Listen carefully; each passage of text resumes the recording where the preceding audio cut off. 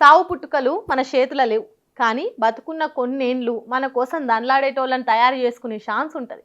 మనిషి లేకున్నా తను చేసిన మేలు బతికే ఉంటుంది. ఒక మనిషి సావుకు ఎంతమంది వచ్చిండ్రు అనేది బతుకున్నప్పుడు మందితోని ఎంత మంచితనంగా మెదిలిండు అనే దాన్ని బట్టే ఉంటుంది. పబ్బ ఏం పబ్లిక్ వచ్చిండ్రు నర్సంపేట మాజీ ఎమ్మెల్యే పెద్ది సుదర్శన్ రెడ్డిని కడసార చూసేటానికి. నాయకుడు అంటే ఇగో గిట్లుండాలి అనుకునే తట్టు తరలొచ్చిండ్రు జనమంతా. అంత మంచి లీడర్కు సర్కార్ గొప్ప లాంఛనాలతోని సాగనంపాలే కానీ ఏం చేసిండ్రో చూడండి.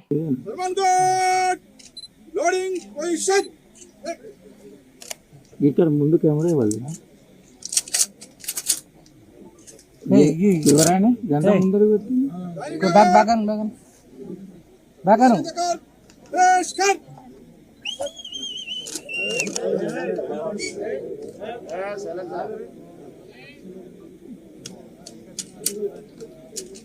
ఊర్ని కథకున వారెత్తు అధికారిక లాంఛనాలతోని అంత్యక్రియలని తుపాకులు తెచ్చి పేలుస్తారనుకుంటే అవి ఎంత ఒత్తినా వేలుతలేవు. తెలంగాణ ఉద్యమకారుని గౌరవంగా సాగనంపుతాము అని సర్కారు తెగ ఊరుకులాడి ఆఖరికి ఇట్లనే నా చేస్తే అని అంటున్నారు అక్కడున్న జనాలు. రాష్ట్రం వచ్చేదాకా పెళ్లి చేసుకోకుండా తన జీవితం మొత్తం ఉద్యమానికి అంకితం చేసి పోరాడితే రేవంత్ రెడ్డి సర్కారు ఓ వీరునికి ఇచ్చే మర్యాద గీదేనా అని అంటున్నారు. ఆ తుపాకులను ఎప్పుడు వాడిర్రో ఎన్నడు బయటికి తీసి తుడిచిర్రో ఏమో, తుప్పు పట్టిన తుపాకులను తీసుకొచ్చి తుటుక్ మనిపించి అవమానించినట్టు చేసిరని వరంగల్ పబ్లిక్ మస్తు కోపాన్ని లగక్కుతున్నారు. సరే అధికారిక లాంఛనాలతోనే అంత్యక్రియలు చేస్తామన్నప్పుడు అన్ని సరిచూసుకొని రావాలి కదా, తుపాకీ గుట్టాలు తుడుచుకొని రావాలి కదా, బుల్లెట్లు పేల్తాయా లేదా అని చెకింగ్ చేసుకోవాలి కదా. తీరా ఆడికొచ్చి తుపాకుల తుప్పురాలు కొట్టినట్టు అటు ఇటు తిప్పుకుంటూ గన్నుల మీద గట్టిగా కొట్టి ట్రిగర్ ఒత్తితే అవి ఎందుకు వెళ్తలేవు. నా డామ్ లేదు డీమ్ లేదు. గౌరవ సూచకంగా గాల్లో కాల్పులు జరపవలసింది పోయి అగౌరవపరిచిర్రు. మరి ఇది సర్కార్ కావాలని వేసిందా లేకుంటే అనుకోకుండా టెక్నికల్ తప్పిదాలు జరిగినాయి అనేది పోలీస్ ఆఫీసర్లకే ఎరికిగా. ఒకవేళ టెక్నికల్గా తుపాకులు వేలకుండా మొరాయించినాయి అనుకుందాము, ఎవలకు ఏ ఉద్దేశమూ లేదనుకుందాము.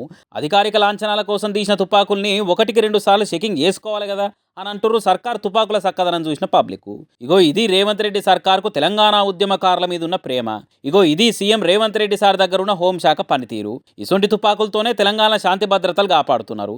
అరే గింత అన్యాయమా అని మాట్లాడుకుంటున్నారు ఈ తుప్పు పట్టిన తుపాకుల ముచ్చట చూసిన తెలంగాణ పబ్లిక్.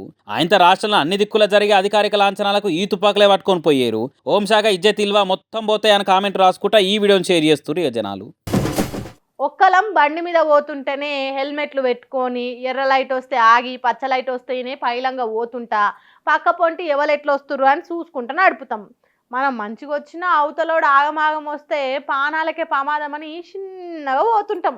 మరి ఆ సోంటిది పబ్లిక్ ఎక్కే ఆర్టీసీ బస్సు నడపాలనంటే ఎంత భయంతో ఉండాలేం కథ. అట్లా కాకుండా సెలవున్న నాడు ఇంట్లో సోఫాలో కూర్చొని రీల్స్ చూసుకుంటే టైంపాస్ చేసినట్టు నడిపితే ఇగో ఇట్లుంటది కథ. ఆర్టీసీ బస్సు సురక్షితము, అందులోనే ప్రయాణిద్దాము అని సర్కార్లు ప్రచారం చేసి ఆర్టీసీకి ఆమ్దాని పెంచి ప్రగతి రథ చక్రాలని పైసల బాటలు నడుపుదామని తండ్లాడుతుంటే ఇసొంటి డ్రైవర్లు చేయంగా అదే ఆర్టీసీ బస్సులు ఎక్కాలంటే జనాలు భయపడే కాడికి వస్తున్నది పోర్రి. చిత్తూరు జిల్లా పలమనేరు కాడైన కథగిది.